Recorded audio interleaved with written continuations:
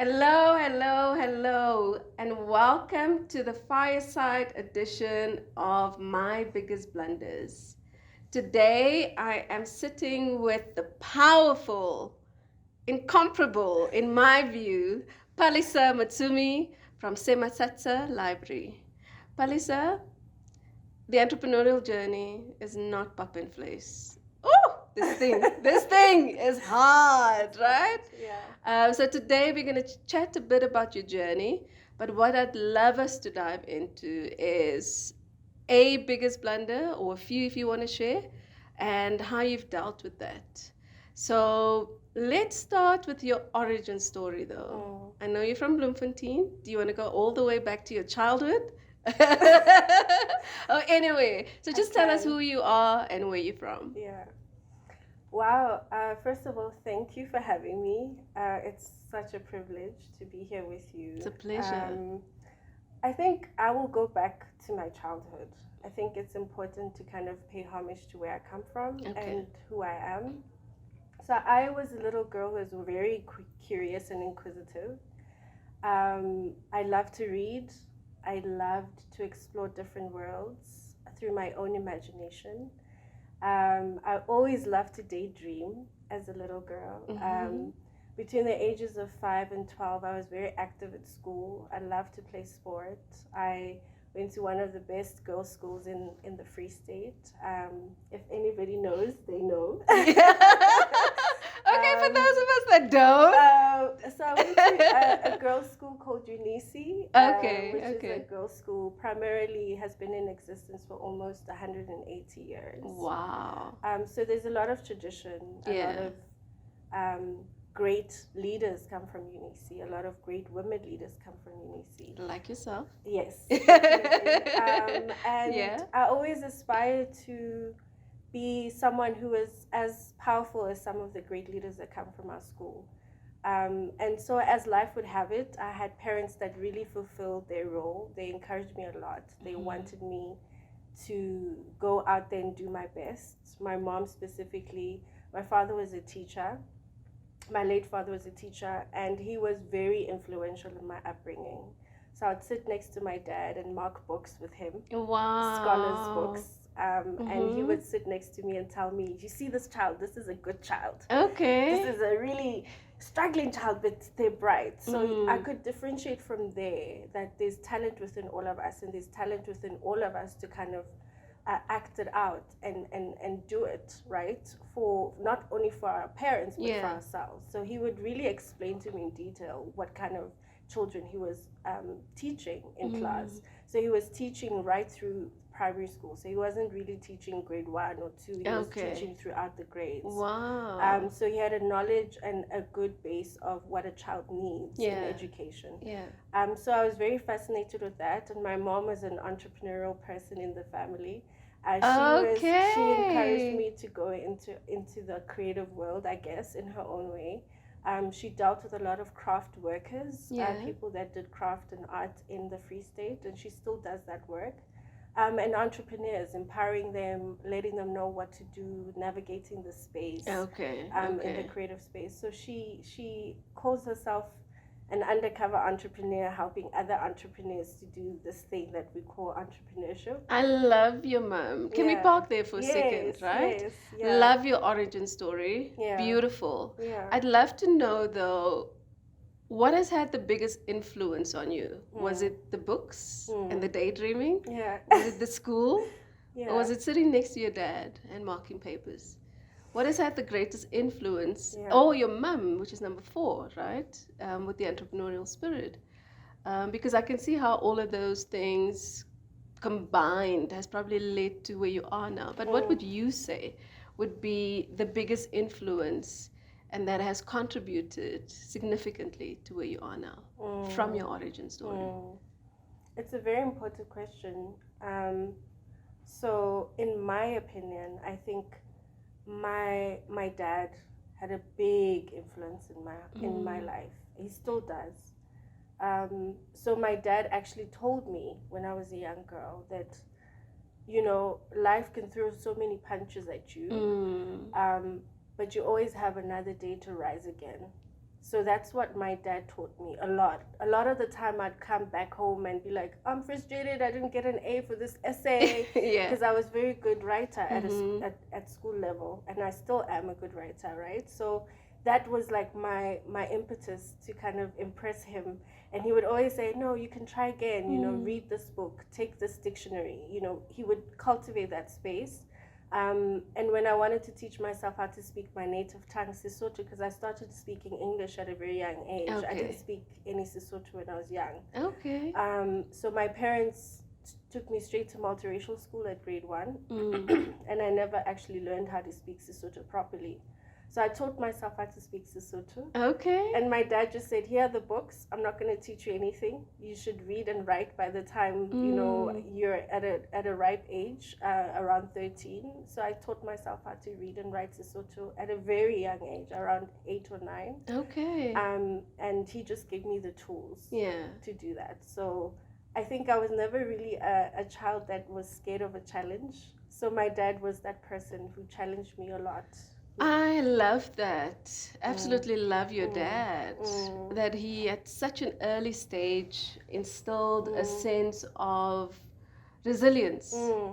You can fall, but you can get back up, right? And that's the one thing that you certainly need on this entrepreneurial journey. It's just innately knowing that, okay, so today was not a good day, but let's try again tomorrow.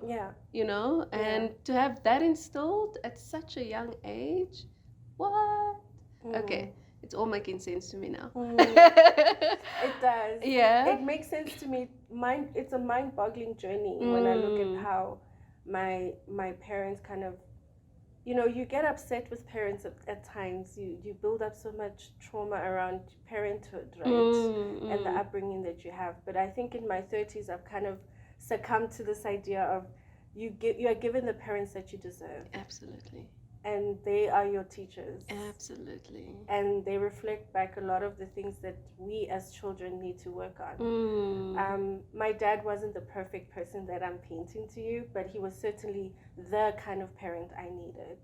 And I love the fact that you can sit in that tension. You can sit in the tension that he wasn't a perfect human being, but he shaped me in a way that has led to me being where I am. Exactly. And I think a lot of us, a lot of times, have issues sitting in that tension, right? And so instead of saying, for instance, I'll just say, my friend is a narcissist. And they're an amazing human. That's tension. It's tension. Can we sit in that tension, right? Yes, definitely. And I think especially with entrepreneurship, you need to have the ability to sit in the tension, because it's certainly not black and white. And I think for me, coming into this journey, it's 19 years now. It's going to be 20 next year. What? I can't believe it. I was always black and white. Actually, extremely black and white.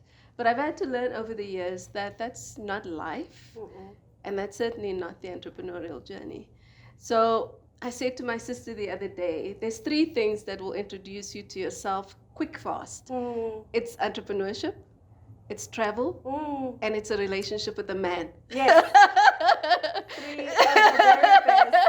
Yes. Right? So talk to me about, let's dive into your entrepreneurial journey. Talk to me about where it started, why Sematsatsa Library, and just your journey so far. So let's talk about the journey before we dive into the blunder. Yeah. So Sematsatsa Library is a brainchild that I cultivated with a group of friends. I was sitting in Cape Town in 2013 in my apartment, loved my apartment, loved that apartment. My very first apartment, felt very independent. As a working girl in Batenkant Street. In the heart of Cape Town, opposite the very best coffee roastery of the entire country. What was it called again? The Truth Cafe. Yes! Okay. I lived there, and I loved inviting some of my friends over for just a meal. I love breaking bread with friends, coffee, early morning brunches.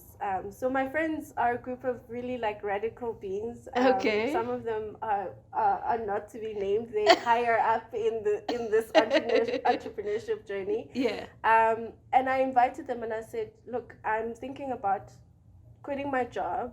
I was a social media agent for a big corporate, which meant that I took care of 4 accounts of that corporate company. I was their social media voice. I was one of the first Black women in that company to come up with a very good slogan. Wow. And that has been in that company for for years now. Okay. And so it really shaped my thinking around corporate and around like how to come up with ideas and how words matter. Yeah. So I told them I'm thinking of this idea. I'm thinking of empowering women in the creative space, having events, doing empowerment sessions. So this was just the little nutshell of like the big idea, right? Okay. And then one time I accompanied a friend of mine to an exhibition, and Lord and behold, I was struck. I fell in love, and I would go to these art exhibitions because I was working. I was in corporate. And everybody was like, "You would be such a good agent for artists." Yeah. And I'd be like, "Okay, what do you see in me that could be different from someone who studied art and visual arts and somebody who hasn't, right?"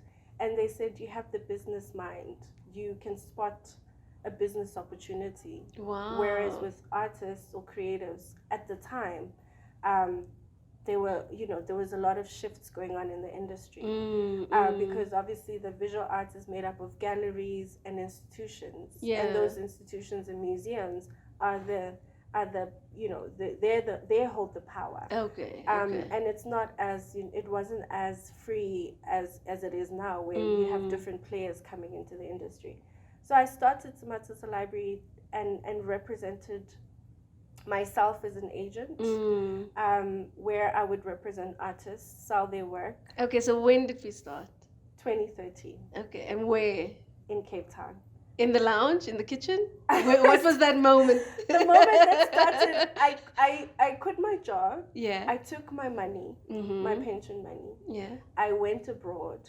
Okay. And because I had spent time in Europe for some time, because my story is quite interesting. I spent some time for about 1.5 years in Europe. Okay. And I got to know the cultural scene there. And I got to know artists. I met so many creatives and built a network and wrote for a magazine and did all these interesting things whilst I was still a student. Okay. And so when I came back to South Africa, I settled in Cape Town. I got a job there. I got myself settled. But there was still this knowing feeling of wanting to go back, right, and connect. Yeah. So I go there every now and then to reconnect with that space. Okay. And so I went back and I took my money. I spent December there, crafted this idea of Sematsatsa Library, traveled a little bit just to broaden my mind a little bit. Came back, and I started. I got into it. I decided that I would, to support myself, because as entrepreneurs sometimes we try and do everything all at once. Yeah. So I went back to the drawing board. Okay. And I collaborated with a store in Cape Town in Church Street where I would hold events and discuss books and discuss art and discuss different topics. So in exchange for the collaboration of what I was doing in the event space, because I was doing it for free at the time, for exposure, I then decided... Let's park there for a second, right? How did that go? Very well. Very well. For exposure? Yes. Can you eat exposure? Right? No. Does exposure pay the rent? No, in exchange for that, I would put in hours at his store. Okay. And I would get paid, and I would use that money for my business. Okay. So that's how I made myself valuable. Yeah. But I also learned something as well. In that time, I had someone who was cultivating this entrepreneurship mind with me. So I regarded the store manager and the owner as one of my mentors. Okay. Who really just said, look out for this. This might not work. This might work. So at the time, even though I had the qualifications and the experience and nobody understood what I was doing, why I was in that shop, why is this beautiful woman working in this arty space, but I was learning and I was meeting a lot of people that had influence. So at the time, I spent a year doing that and cultivated a community. And then once Sematsatsa started to kind of be known that, oh, this woman is doing these events, I started then with a concept called the Library Long Table. Wow. Which was an event series where I'd invite pioneers. Okay. Like yourself. To talk about. Why, thank you. Yes, to talk about their own story about who they are in the creative space. Okay. And so I would then start that movement of doing that. And it really shaped how I crafted Sematsatsa Library, because people then started to know, oh, we're going to the Library Long Table, we're going to speak about different topics, and I would invite guests to speak about their story in different spaces in Cape Town, where we would eat, break bread as friends, and that's how my business started in Cape Town. And I think pivoting from the eventing space and also wanting to be in the art space, I chose spaces that had art already. Yeah. That spoke to the ethos of who we were. And sometimes I would bring in artists that would, display their work and talk about their work as well. So the programming itself started to speak to, we were all about exposing artists and their work to a different audience and cultivating an audience that didn't know about art or didn't want to invest in art or hadn't had the experience of investing in art or had like the education to talk about investing in art or even wanting to explore this aspect of investment, right? It's another way of investing your money into something lucrative like art. So I started to craft Sematsatsa in that way, and one thing led to the other, where people started to know Palesa from Sematsatsa Library. So I wasn't called Palesa anymore. Always like Sematsatsa. Why the name? So Sematsatsa is a very interesting name. It's a word that expresses excellence, beauty, intelligence, creativity, style. And it's a word that you can use for both men and women. But I think most people use it to identify a beautiful woman. But I always correct people and say, in Sepedi, in Sesotho, in Setswana, it means, a collective idea of a beautiful, consummate individual. Wow, love that. And so the love of books and the love of knowledge came together with Sematsatsa Library. I love it. So good. Talk to me about the difference between the Cape Town art scene and now that you're in Joburg. I'm sure worlds apart. Very. I'm just from the outside looking in and having spent time in Cape Town as well. I mean, it's super creative and super artsy. Whereas here, it's a bit more about the money, honey. In Joburg, right? But I don't want to... So talk to me about that, Leb. I think Cape Town is my first love. Cape Town is where artists are born. Cape Town is alive with possibility. There's different cultures, there's different languages. And it's tangible. There's tangible. The art, the creativity is at your fingertips. And it's not just the first Thursday situation, right? No, it's not. It's like you living and breathing and walking in it. In art. And in fact, I walk a lot. So I loved walking in Cape Town. I know, I miss it so much. And one of the things I tell people is that Joburg is not the same, when you want to be a walking woman in the city.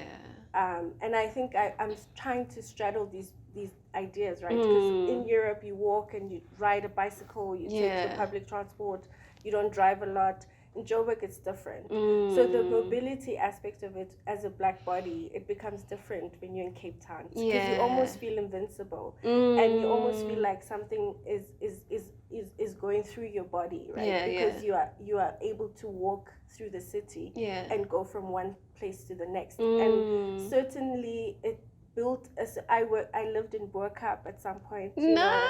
I lived in the city, like I told you. I lived in Tamboerskloof at some point. Okay. So the suburbs, I lived in the south, so all these different places shaped how I looked at myself and Sematsatsa Library and the business itself. Okay. And at some point I had to make a decision as to whether I wanted to open a formal gallery space in Cape Town. And that became a very different conversation that I had with myself. And I'll then want to delve into why I decided to leave Cape Town. Okay, let's do that. Which is what you're asking, why Cape Town and Joburg. Cape Town is a racially divided society. Yeah, that's still very, very contentious. Real. But Cape Town has a lot of old money. Yeah. And in Joburg there's new money. Yeah. And I think I prefer new money. You do? Versus old money. Okay, why? In a sense that new money, they're able to make decisions based on what they are able to consume. Okay. Versus old money, they make a decision based on what are the repercussions. So it's well thought through. So in the art world, you need a client that is able to take the decision right now. I want this artwork. I want to have it in my home.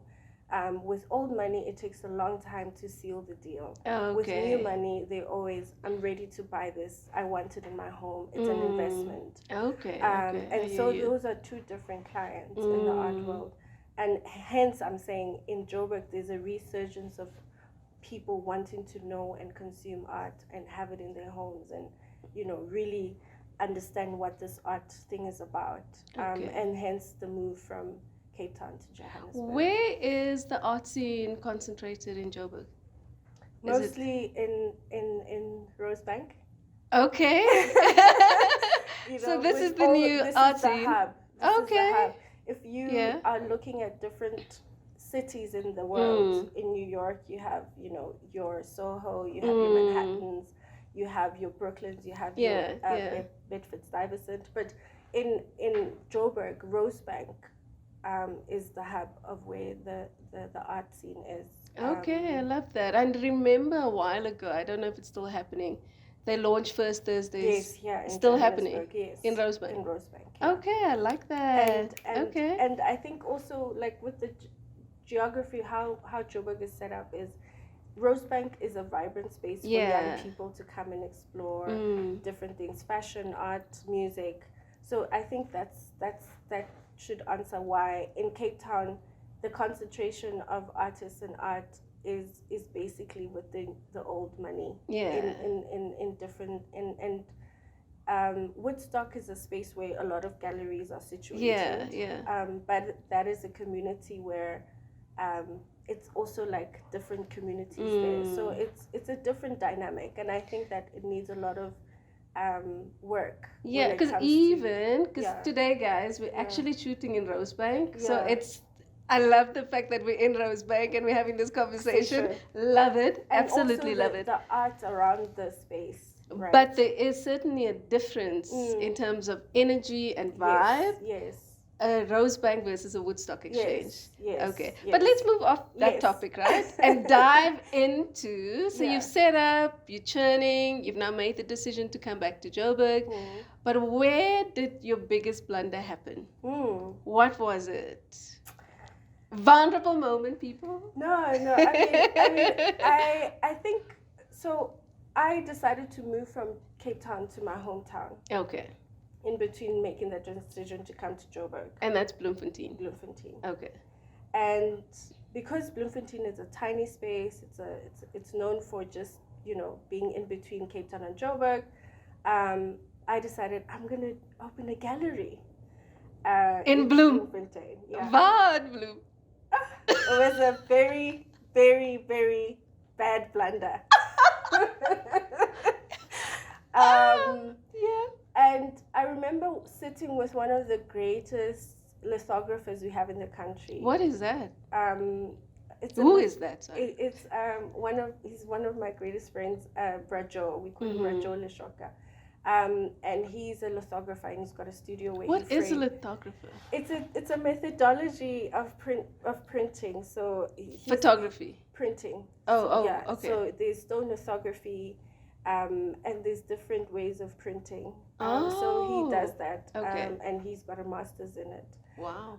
So he and I had a conversation when I was very young in the industry, and he said, you should move to Joburg at some point. You are meant to be in Joburg. Okay. And I was like, no, really? No, I don't think Joburg is for me. I think I'm going to build a gallery in Bloemfontein. I'm going to be successful. I'm going to showcase Free State artists. I'm going to do this thing, right? And I got the biggest shock of my life, because I invested a lot of myself and my finances into that. Okay. Applied for funding from different entities, Mm-hmm. knocked on doors, and I finally got the chance to pitch my gallery idea in front of a bunch of judges. Mm-hmm. I won't mention the platform for now. And I won. I won the prize. Okay. I pitched my gallery, Sematsatsa Library. I'm in suspense though. Yeah. And I got to the final round. I pitched my idea. People loved it. It was in front of a live audience. Mm-hmm. And as time went, Mm-hmm. I didn't get the funding that was promised to me. That you won? Yeah. Okay. In front of an audience, I won the competition, the pitching competition.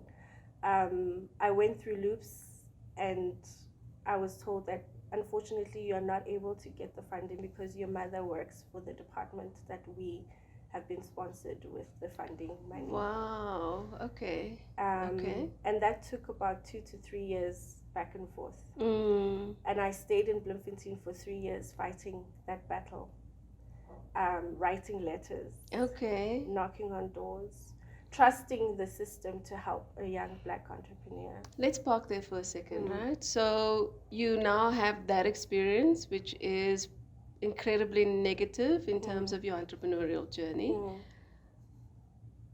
Did you spend enough time on the business at this point, or on the problem that you were facing?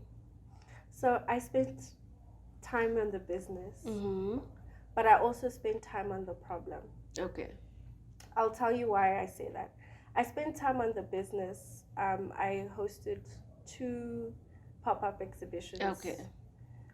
Using the same amount of strength and funding and the money. And I lost the money.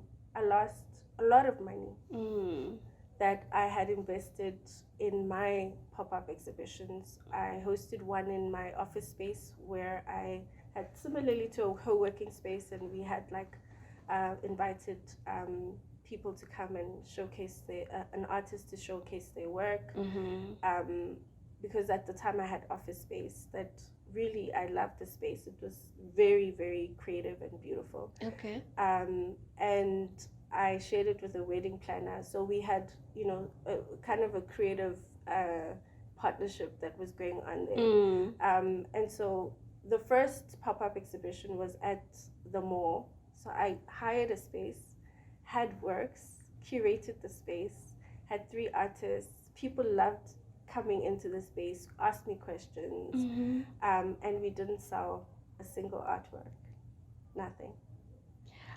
Okay, let's park there for more than a second, right? Because we had a bit of a conversation offline earlier on around the fact that people can love what you're doing. They will love what you're selling, but would hardly put their money where their mouths are, right? And so it's important as an entrepreneur to understand that. Just because people love what you're doing or love what you're selling does not necessarily make them a customer. A customer is the one that puts the money in the bank. And so spend your time and spend your energy on the ones that are putting money in the bank. Yeah. Because the ones that love what you're doing and they love what you're selling, yes, appreciate them. But ultimately, this is about building your business. And so you have to spend your time and your energy on the ones that are supporting you, that's actually supporting what you're doing by spending money on what you're doing. Yeah, so that's important. So what was the blunder, love? The blunder was, my biggest blunder was, and I actually thought about this, it was relying on government funding to do my business. Ooh, child. And a lot of entrepreneurs do that. Yeah. There will be a call out of funding. People will rush to apply for the funding, and that will be your startup money, right? Forgetting that you have a business to run, forgetting that you have to have clients. And for me, I felt very betrayed by the system, but in fact, I had betrayed myself. I had betrayed my business in that instance, because I spent so much time obsessing over a 50,000 funding prize money, whereas I could have actually done something else at the time. That could have made you more money. Could have made me more money. So when I sit down and I think about that situation, 3 years in Bloemfontein, fighting this thing, right? And continuously wanting to make a difference in the community. Yeah. I felt like, well, what am I actually achieving by being in this space? Because the space doesn't love me, the space doesn't accept me, right? These are the conversations that are happening in my mind. And also, I have this deep resentment around, why is Bloemfontein not moving at the pace that Cape Town is and Joburg is, right? Because it needs to happen, yeah. Right? And so then I go again and I attempt. I lost money. I went through quite a different phase in my life where I moved out of the office space that I was in and I worked from home, right? Okay. And whilst that was happening, this was around 2017, 2018, whilst that was happening, I then got a contract in Cape Town to work on a program around the country in 3 different provinces to go and document poets in that space. And so I then decided, Bloemfontein is really not working out for me because I'm just sitting here waiting for manna from heaven and it's not happening. So let me go back to where I'm loved and celebrated. So I went back to Cape Town and started this contract where we would document poets around the country. And that gave me a little bit of, startup money to kind of do things and work on myself and work on the business. Okay, I'd love us to talk about the blunder in a bit more detail, right? Because like you said, there's a lot of entrepreneurs that's either waiting on the system to fund what they're doing, or they've been disappointed by the system when they have not gotten the funding that they're looking for. So in hindsight, and I guess this is the thing about entrepreneurship, right, is that it's always, almost always in hindsight. Did you need funding from government? I think I didn't need it. I think what happened was I relied so much on government needs to do something for us as entrepreneurs. Right. And where I'm sitting now is I have the power right now to do the same thing that I wanted to do a couple of years ago and succeed at it. But it's just a matter of when. Yeah.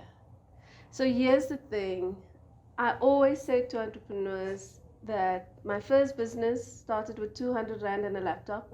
My second one, after liquidation, I lost everything. So I really started with nothing. No sugar daddy, no rich daddy, no government intervention, and significantly grew both of those businesses, right? So a lot of times you find that entrepreneurs want to have that government intervention. And it's a mindset thing. It's a mindset thing. Right? It's a mindset thing. Where, like Sarah Blakely, who grew Spanx organically, I think it's the guys from MailChimp as well. For many years, they ran that startup organically, no investors, no, just growing it organically. And I'd love us to encourage entrepreneurs today, especially if you're still early stage, go organic. It's once you start expanding. If you've grown, you've launched your startup, it's churning, it's a well-oiled machine, and now you're looking to expand it from Bloemfontein perhaps to Cape Town, then perhaps you start looking for investors, right? But many of us, and I can guarantee you, I've seen this so many times, many early stage founders can grow their businesses organically. You do not necessarily need to have that government intervention early on. And I had started in 2013, and that government intervention, I wasn't even supposed to be there. I didn't even want to be pitching because I never believed in government interventions in the first place. So what got you to buy into drink the Kool-Aid? I think drinking the Kool-Aid just made me even become complacent, right? Because then people encouraged me. They're like, you're a good speaker. Go up there, show them, tell them what you're about. Sematsatsa Library is doing great things, and get the 50K, right? And I was like, okay. And I went in front and I won, but that was just instant gratification of winning, right? But now the long journey started from there. Exactly. You're right, because then I started to think, okay, maybe this is actually not the greatest idea of opening up a gallery. This is not going to work, right? So then the mental struggle started to kick in. Yeah. And I think that's when I started to think about myself as a failure, right? As someone that's not performing, as someone that's not doing the greatest things in the world, right? And that took on at least 2 or 3 years after the blunder of believing in this one thing, right? Yeah. And I had to make a shift. I had to consciously decide, am I going to stay in Bloemfontein and do workshops and tell people what to do and, give them the know-how and the knowledge that I have from the industry, or am I going to jump and go into a different direction? You said something so important, that it took you almost 2 to 3 years to get over. Wow. I love the fact that you're actually willing to admit that, because so many of us just keep going and you just keep going, right? And so you failed, but you're not a failure. You made a mistake, but you're not a mistake. And I think for many entrepreneurs out there, once you've made your first big blunder, or once you've faced your first challenge and you've failed miserably and dismally, it's so easy to feel like a failure. How did you overcome that? Well, it took a lot of introspection. Yeah. So I then decided to move from Bloemfontein to come to Johannesburg. Okay. And that was from ground zero, where I didn't know anyone in Johannesburg. Only the few people that I'd known in the industry, the one person who encouraged me to come to Johannesburg. Yeah. And I must mention that it takes just one person to change your mindset about certain things. And so I literally spent so much time in that one space where that one person decided to give me like an idea, move to Joburg and see where this thing goes, right? Yeah. You're an intelligent woman, you don't look bad, people can listen to you, so come to Johannesburg. Okay.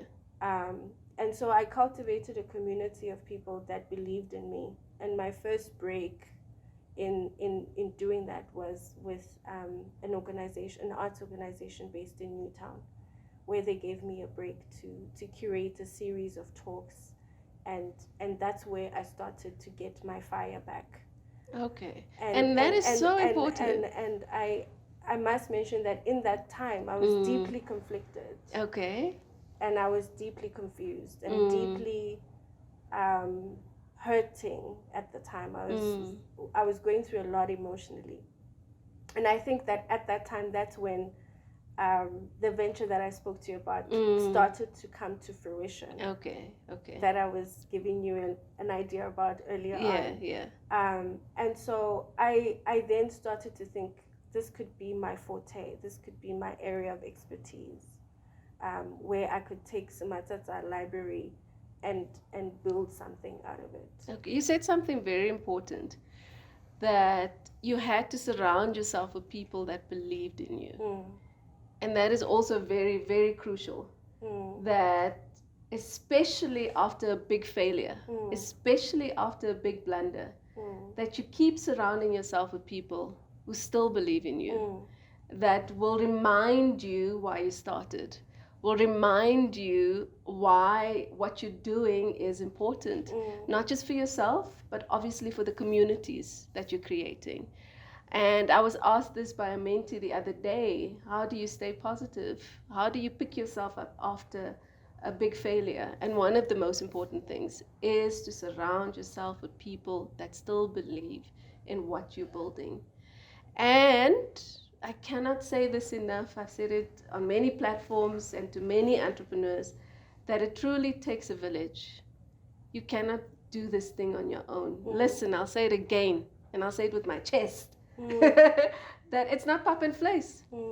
It's not pop and vlees. And just given that, you cannot do it on your own. So I love the fact that you highlighted that. Palesa, thank you for sharing. I love that we touched on the fact that you can grow your business organically, that you do not need to rely on government funding. And if you do start relying on it too heavily, like you did in terms of your blunder, the impact that it can have on your business can be significant. If you just think about the time and energy that you invested in writing those letters and wanting the money, right? That you could have poured into growing the business. And I think too many founders, and again, I'll say this, I've seen it so many times, tend to spend their time and energy on the wrong stuff. And so thank you for your vulnerability today. Thank you for sharing your journey, your origin story, and your blunder. And it's such an important conversation to have, to let founders know that yes, government intervention is crucial for the economy, but as an early stage founder, I'd go out on a limb and say it's not always necessary for early stage founders to focus so heavily on government intervention. You can grow your business organically. Palesa, thank you for coming. I enjoyed our conversation today. Thank you so much. I really appreciate it. It was fantastic to reflect on this. There are many blunders, but I think for anyone who's an entrepreneur out there, it's important to really consider why you are going through government interventions and pick the right ones for you. And grow your business organically. Okay. Thank you. Thank you, guys. Thank you. And keep subscribing to the channel. We're going to be featuring many, many more dynamic founders who will be sharing their stories. So don't skip a beat. Thank you, guys.